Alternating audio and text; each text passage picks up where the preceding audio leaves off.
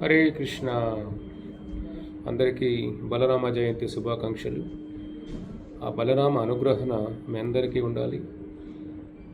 ఆ బలరాముడు భక్తిలో ముందుకు వెళ్ళడానికి కావలసిన శక్తి అంతా బలరాములు ఇస్తారు. సో బలరామ ప్రణామ మంత్రాలతో మొదలు పెడదాం. నమస్తే హలధృగ రామ, నమస్తే ముషలాయుధ, నమస్తే రేవతి కాంత, నమస్తే భక్తవత్సల, నమస్తే బలినం శ్రేష్ఠ, నమస్తే ధరణీధర, ప్రలంభారే నమస్తేస్తు త్రాహి మాం కృష్ణ పూర్వజ. అంటే ఇది బలరాముని యొక్క ప్రణామ మంత్రం. దాని అర్థం ఏంటంటే నమస్తేస్తు హలద్రాగు రామ. ఎవరైతే హలాయుధాన్ని ఆయుధంగా వాడుకుంటున్నారో, ఏ బలరాముడైతే గదను కూడా ఆయుధంగా వాడుతున్నారు, బలరాముడు భక్తవత్సలుడు. భక్తుల మీద కరుణతో ఒక కృష్ణ భక్తిలోకి ఎలా తీసుకుని వెళ్ళాలి, వీళ్ళని ఏ విధంగా భక్తుల మార్గంలో తీసుకొని రావాలి అని ఒక గురుతత్వానికి నిదర్శనం బలరాముడు. అంతేకాకుండా బలీనం శ్రేష్ఠ, ఆధ్యాత్మిక బలం కావాలి మన భక్తుల ముందుకు వెళ్ళడానికి. శారీరక బలం, మానసిక బలం, ధన బలం, అంగబలం ఇవన్నీ పనికిరావు.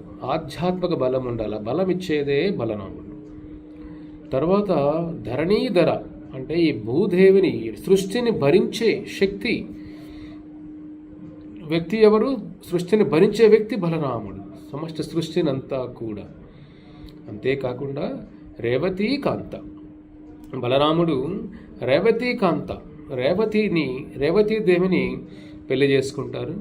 కాబట్టి ఆ రేవతీనాథ, రేవతీకాంత బలరాముడు. రోహిణీ సుత, రోహిణి బిడ్డ బలరాముడు. కాబట్టి ధరణీధర, రోహిణీ సుత, రేవతీకాంత, త్రాహిమాం కృష్ణ పూర్వజ. కృష్ణ పూర్వజ, కృష్ణుడి కన్నా పెద్ద కృష్ణుడికి అన్న. పూర్వజ అంటే కృష్ణుడి కన్నా పెద్దవారు అని. కాబట్టి వాత్సల్య రసంతో భగవంతుడికి సేవ చేసే భావం బలరాముల్లో ఉంటుంది. కాబట్టి ఈ బలరాముడు యొక్క జయంతి రోజు మనం ఆ బలరాముడిని వేడుకోవాల్సింది ఏమిటంటే, మనలో ఉన్న కామ క్రోధ లోపాలన్నీ వెళ్ళిపోయి ఆధ్యాత్మిక బలంతో భక్తి మార్గంలో ఆటంకాలన్నీ పోగొట్టుకొని భక్తి మార్గంలో, వైకుంఠ మార్గంలో ఎటువంటి ఇబ్బందులు లేకుండా మన కృష్ణుడి యొక్క సేవ ఎలా చేయాలి, అద్భుతంగా సేవ చేసే ఒక అవకాశం బలరాముడి కృప ఉంటే దొరుకుతుంది. కాబట్టి అందుకే ఏమంటారంటే శాస్త్రాల్లో, భక్త భావ అంగీకారీ బలరామ లక్ష్మణ, అద్వైత నిత్యానంద శేష సంకర్షణ, కృష్ణైర మాధుర్య రసామృత కరే పానా, శేసుకే మత్త కిచు నహి జానే ఆనా. అంటే బలరాముడు ఎవరయ్యా అంటే భక్తభావ అంగీకారి. అంటే భగవంతుడు నీ భక్తి భావంతో సేవ చేసే రూపం అంటే బలరాముడే. అంగీకారి, లక్ష్మణుల్లాగా. అంటే మనకు వృందావనంలో కృష్ణుడు సేవ చేస్తూ, అయోధ్యలో లక్ష్మణులాగా సేవ చేస్తూ, వైకుంఠ లోకాలలో అనంతశేషులాగా సేవ చేస్తూ, అదే ఈ భౌతిక ప్రపంచంలో గురుతత్వాన్ని బోధిస్తూ, భగవంతుడి కృష్ణుడి యొక్క డ్రెస్సు నుంచి కృష్ణుడి యొక్క ఆయుధాలు, కృష్ణుడి యొక్క ఆభరణాలు ఇవన్నీ కూడా బలరాముని యొక్క శక్తితో వచ్చినవి. ఇవన్నీ కూడా బలరాముడు కృష్ణుడికి ఎప్పుడు ఆ విధంగా సేవ చేస్తూ ఉంటాడు. బలరాముడు కృష్ణుడికి రూపం వేరు, కానీ శక్తి అంతా ఒకటే. కృష్ణుడికి ఎంత శక్తి ఉంటుందో బలరాముడు కూడా అంతే శక్తి ఉంటుంది. కానీ బలరాముడు భావం ఎలా ఉంటుందంటే, కృష్ణుడు నా నాథుడు, కృష్ణుడు నా కృష్ణుడికి సేవ చేసే లక్షణం బలరాముల్లో ఎలా ఉంటుందంటే, ఆయన ఎప్పుడు నేను భగవంతుడిని భావం ఉండదు, భగవంతుడు సేవాభావం కలిగి ఉన్నది బలరాముడు, భగవంతుడు ఈశ్వర భావం కలిగి ఉన్నది కృష్ణుడు.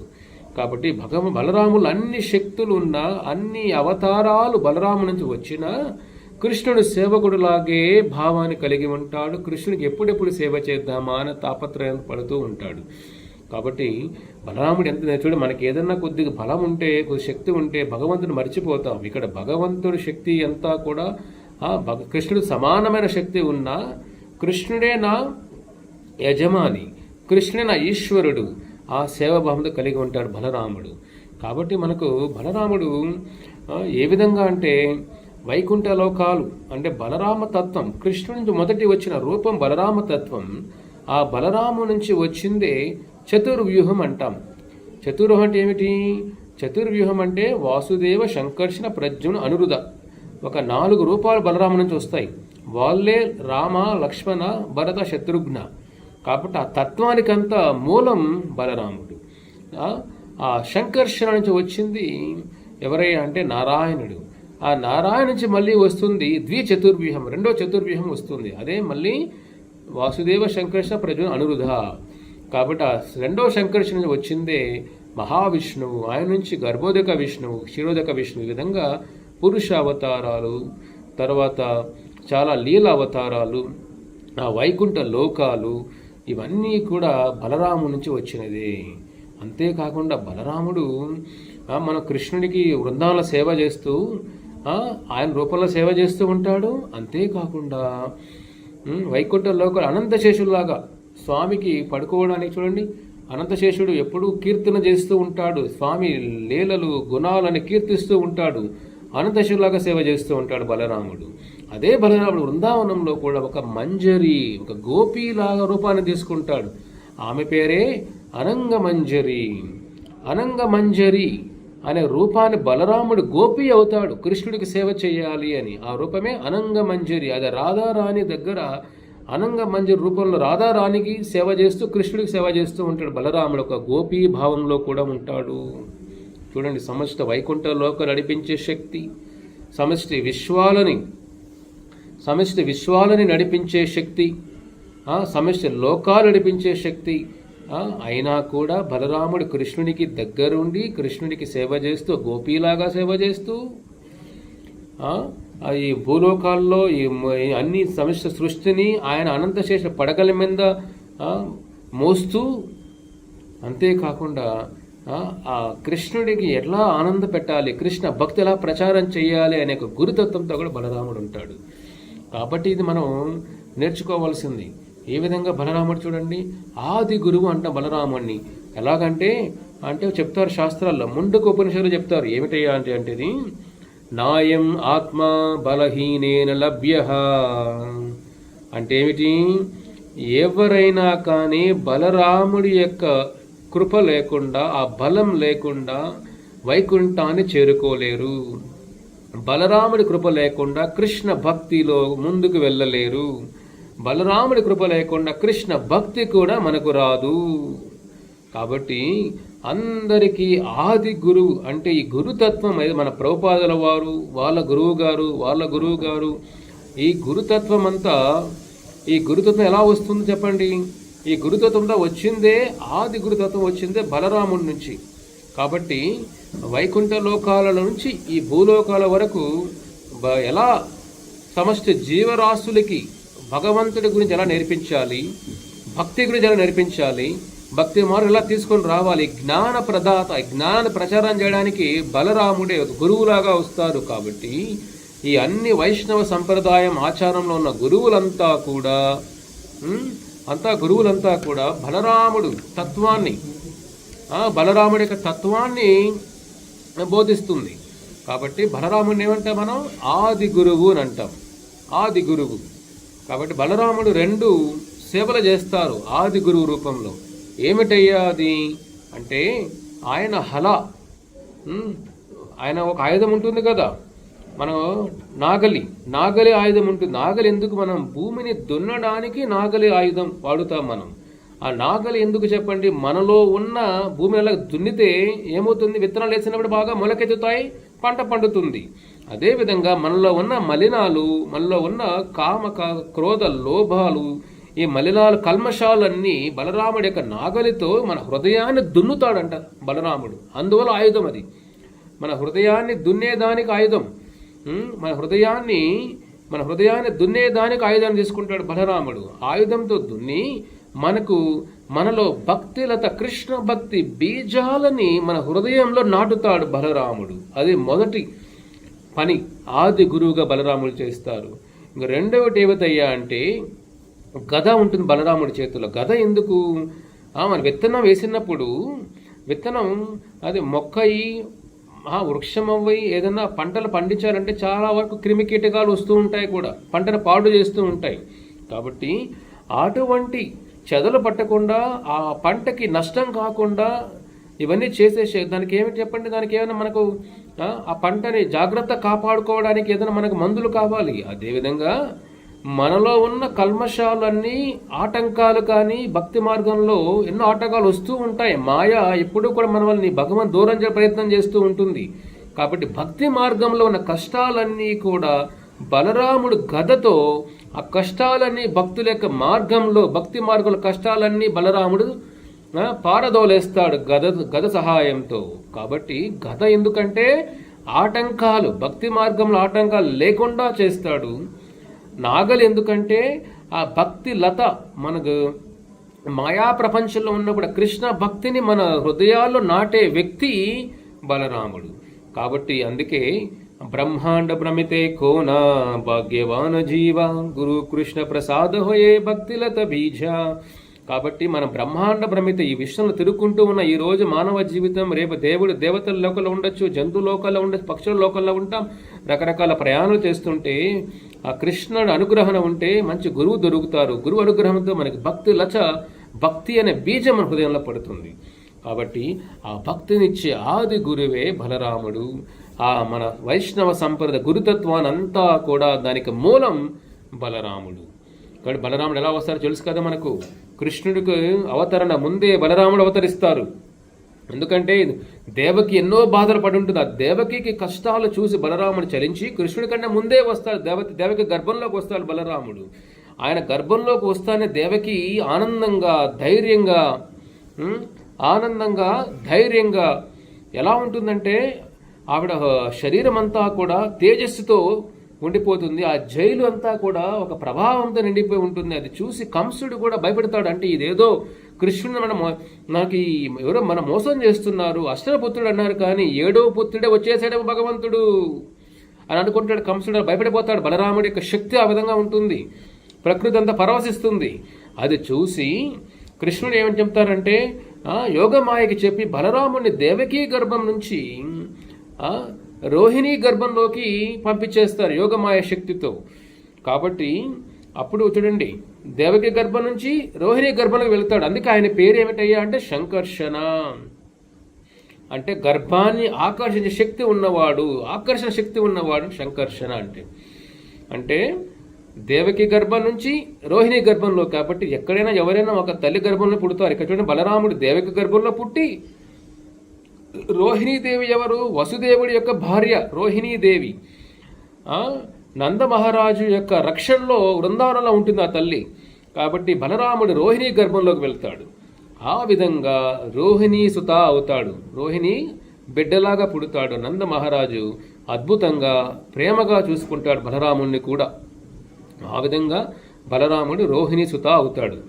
ఎందుకు బలరామ నామకరణం చేసినప్పుడు గర్గముని చూసి గర్గముని తెలుసు ఈయన సామాన్య వ్యక్తి కాదు, సాక్షాత్ శ్రీకృష్ణుడి యొక్క రూపమే బలరాముడు, అంశ బలరాముడు. కాబట్టి బలం అంటే ఏమిటి? ఆధ్యాత్మిక బలం. వైకుంఠంకి వెళ్ళడానికి బలం కావాలి కదా.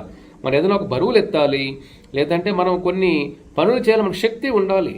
శక్తి ఉంటే పనులు చేయగలుగుతాం. కాబట్టి వైకుంఠం వెళ్ళాలంటే దానికి ఆధ్యాత్మిక శక్తి కావాలి. ఆధ్యాత్మ శక్తి ఉంటేనే వైకుంఠం చేరుకోగలుగుతాం. అంతే కదా, మనం ఒక ఊరు నుంచి ఒక ఊరు వెళ్ళాలంటే ఒక కారు కావాలి, ఒక ఫ్లైట్లో వెళ్ళాలి, దానికి మన ఇంధనం కావాలి కదా, ఒక పెట్రోలో డీజిలో ఏదో ఆయిల్ ఉండాలి కదా, శక్తి కావాలి, అప్పుడు కారు నడుస్తుంది. అదేవిధంగా మనం వైకుంఠం చేరుకోవడానికి కావలసిన శక్తి అంతా కూడా బలరాముడు ఇస్తాడు. బల అంటే ఆ శక్తి, రామ అంటే ఆధ్యాత్మిక ఆనందం, బ్రహ్మానందం, పరమానందం, కృష్ణానందం. భగవంతుడితో ఉంటే మనకు వచ్చేది ఏమిటి? ఆధ్యాత్మిక ఆనందం. ఆనందాన్ని ఇచ్చేదే బలరాముడు. కృష్ణుడికి ఎలా సేవ చేయాలి, కృష్ణ భగవద్గీత ఎలా మనం ప్రచారం చేయాలి, భక్తులు ఎలా మనం ముందుకు వెళ్ళాలి, కృష్ణుల్లో మనం ఏ విధంగా ఆయన ప్రేమ పెంచుకోవాలి, ఆయన ట్రైనింగ్ అంతా మనకిచ్చేది బలరాముడే గురుతత్వం ద్వారా. కాబట్టి అటువంటి బలరాముడు గర్గమునికి బలరామ అని పేరు పెడతారు ఆయనకి. చూడండి, ఈ విధంగా దేవకి గర్భం నుంచి రోహిణి గర్భంలోకి బలరాముడు అడుగు పెడతాడు. బలరాముడు రూపం ఎలా ఉంటుంది? బలరాముడు రూపం ఎలా ఉంటుందంటే తెల్లని తెల్లని మీగడ, అంటే ఒక పాలు పొంగుతూ పాలు పొంగు ఎలా ఉంటుంది చెప్పి తెల్లగా, అంత అందమైన రూపం బలరాముడిది. బలరాముడు కృష్ణుడు అందంగా ఉంటాడు, బలరాముడు కూడా అంతే అందంగా ఉంటాడు. ఇద్దరికి రూపం అంతే అందమైన రూపం. ఒకటేమిటి, రంగు వేరు అంతే. బలరాముడి రంగు ఏమిటయ్యా అంటే, బలరాముడి రంగు ఏమిటి? తెలుపు రంగు. ఆయన బట్టలు ఏం వేసుకుంటాడు? బ్లూ, అర్థమైనా? శ్యామ. ఆ బ్లూ కలర్ రంగుని బలరాముడు బట్టలు వేసుకుంటాడు. అది కూడా ఏమిటి బ్లూ కలర్ ఎందుకు చెప్పండి? కృష్ణుడు కలర్ ఏమిటి? శ్యామ కలర్ కదా, మేఘశ్యామ అంటాం. అంటే ఆయన రూపం తెల్లగా అయినా బట్టలు కూడా కృష్ణుడి యొక్క రూపాన్ని స్మరించే బట్టలే వేసుకుంటాడు. చూడండి, మేఘశ్యామ బట్టలు వేసుకుంటాడు బలరాముడు. ఆయన యొక్క అందమైన జుట్టు, ఆయన కళ్ళు, బలరాముడి యొక్క అందాన్ని వర్ణించలే మనం. కృష్ణుడు అందంగా ఉంటాడు, బలరాముడు కూడా అంతే అందంగా ఉంటాడు.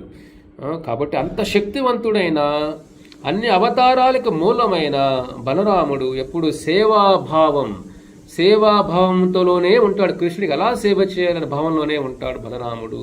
కాబట్టి కృష్ణుడి కంటే ముందే అవతరించి అన్ని ఏర్పాట్లు చేస్తాడు. కృష్ణుడు అవతారానికి ఎటువంటి ఇబ్బందులు ఉండకూడదు, అన్ని సమకూరుస్తాడు అవతారానికి ముందు కూడా. కాబట్టి ఎప్పుడు ఆయన సేవాభావంలో ఉంటాడు.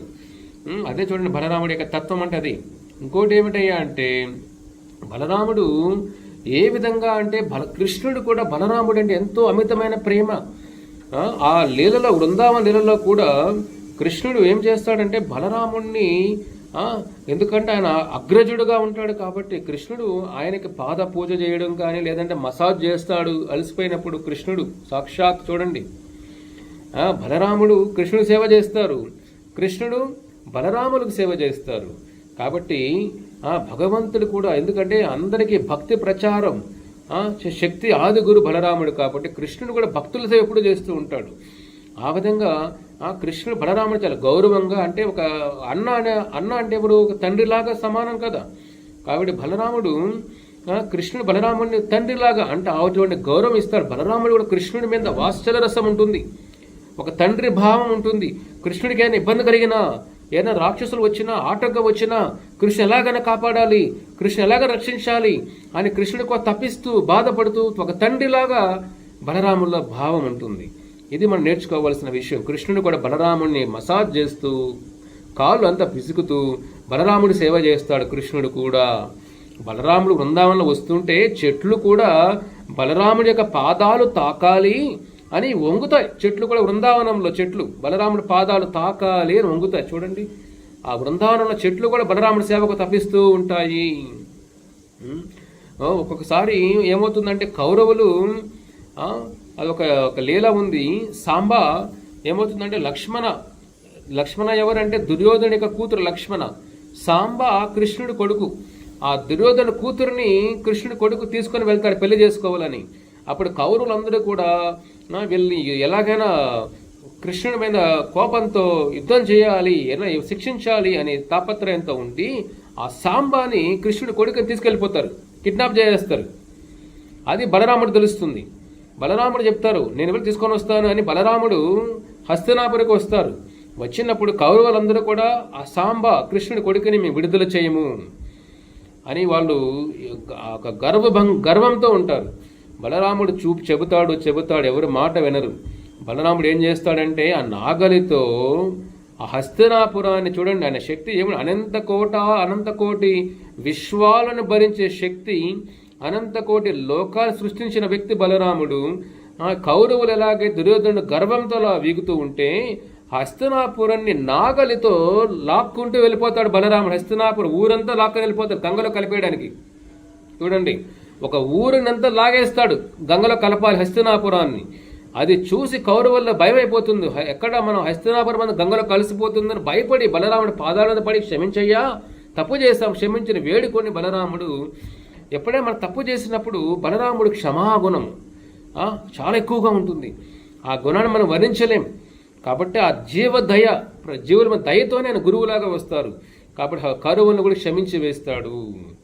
కాబట్టి ఇది మనం నేర్చుకోవాల్సింది. మళ్ళీ బలరాముడు ఇటువంటి రైవత అని ఒక రాజు ఉండేవాడు. రైవత అని రాజు ఉండేవాడు. అతని కూతురు రేవతి, చాలా సౌందర్యవతి, గుణవతి, లీలావతి, మంచి అటువంటి గుణాలు ఉన్న ఆవిడికి ఒక మంచి గుణాలు ఉన్న క్షత్రుని పెళ్లి చేయాలి, రాజు నుంచి పెళ్లి చేయాలి, వ్యక్తిని పెళ్లి చేయాలన్న తండ్రి రైవత వాళ్ళ అమ్మాయిని తీసుకొని, చాలా శక్తివంతుల రాజు అతను, బ్రహ్మలోకం వెళ్తాడు. బ్రహ్మలోకం వెళ్ళి బ్రహ్మని వేడుకుంటాడు, నాకు నా కూతురికి ఒక తగిన భర్త దొరకట్లేదు, నాకు మీరు సహాయం చేయాలి అని వేడుకుంటాడు. ఆయన కొద్ది క్షణాలు బ్రహ్మలోకంలో ఉంటాడంతే. అది ఏ యుగమో సత్యయుగంలో వెళ్తాడు బ్రహ్మలోకానికి. ఆ కొద్ది క్షణాల్లోనే ఇక్కడ యుగాలనే మారిపోయి ఉంటాయి. బ్రహ్మదేవుడు అంటాడు, అయ్యో ఏమయ్యా, నీ ఈ క్షణంలోనే కొన్ని యుగాలు గడిచిపోయాయి భూలోకంలో. బ్రహ్మలోకంలో ఒక క్షణం అంటే ఇక్కడ కొన్ని యుగాలు అయిపోతాయి మన లోకంలో. కాబట్టి నీ సత్యయుగం అయిపోయింది, త్రేతాయుగం అయిపోయింది, ద్వాపర యుగం కూడా అయిపోతుంది, నువ్వు తొందరగా వెళ్ళు. నీ కూతురికి తగిన వ్యక్తి ఒకే ఒక వ్యక్తి, బలరాముడు, కృష్ణుడు అన్న. అతను మాత్రమే మీ కూతురిని భరించే శక్తి అతను మాత్రమే ఉంది. ధరణీధర కాబట్టి భూమండలం భరించే శక్తి ఆయనకు మాత్రమే ఉంది. నీ కూతుర్ని తగిన వ్యక్తి బలరాముడే అంటే అప్పుడు రేవత వెంటనే భూలోకానికి వచ్చి బలరాముడి దగ్గర కలిసినప్పుడు బలరాముడిని వేడుకుంటాడు, మా కూతురు బ్రహ్మదేవుడు చెప్పారని మీరే పెళ్లి చేసుకోవాలి అని అంటారు. అప్పుడు ఆవిడ పుట్టిన యుగం ఏమిటి? సత్యయుగం. రేవతిదే పుట్టింది. ఈయనెవరు? ద్వాపర యుగం. చూడండి, యుగ యుగాలకి మనుషుల హైట్ మారిపోతుంది, శక్తి మారిపోతుంది, ఆలోచనలు మారిపోతాయి, అన్నీ మారిపోతాయి. ఆవిడ బలరాముడి కన్నా చాలా పొడుగ్గా ఉంటుంది ఆవిడ. ద్వాపర యుగంలోనే మనుషులు 20 అడుగులు ఉంటారు. సత్యయుగంలో అంటే 50 అడుగులు 100 అడుగులు ఉంటారేమో అప్పుడు సత్యయుగంలో వ్యక్తులు. బలరాముడు ఆ హైట్ చూసి ఇది ఎంత పొడుగుంది ఏమిటి ఈవిడ అని ఆయన ఆ నాగలి తీసుకొని ఆవిడ తల మీద అలా పెడతారు. అలా పెట్టి ఆవిడ హైట్ తగ్గించేస్తారు. అలాగా పొడవు తగ్గించేసి బలరాముడికి సమానంగా వచ్చే, కొద్దిగా బలరాముడి కన్నా కొద్ది తక్కువగా వచ్చే హైట్ తగ్గించి వేసి అప్పుడు ఆవిడ పెళ్లి చేసుకుంటారు. అందువల్ల ఆవిడ బలరాముడి పేరేమిటి? రేవతీనాథ, రేవతీ కాంత అని అంటాం బలరాముడిని. ఆ విధంగా బలరాముడిని పెళ్లి చేసుకుంటారు రేవతీదేవిని. అదే కురుక్షేత్ర సంగ్రామంలో కూడా అందరూ కౌరవులందరూ కూడా బలరాముడిని వేడుకుంటారు, మా వైపు రావాలి అని. కానీ బలరాముడు కృష్ణుడి మాట దవదాటడు, కృష్ణుడికి వ్యతిరేకంగా వెళ్ళడు. కృష్ణుడికి నేను వ్యతిరేక యుద్ధం చేయను, కృష్ణుడికి ఉన్నప్పుడు ఆయన సేవకుల్లాగే ఉంటాను, కాబట్టి యుద్ధంలో నేను ఎవరి వైపు ఉండను అని చెప్పి తీర్థయాత్రకు వెళ్ళిపోతారు బలరాముడు.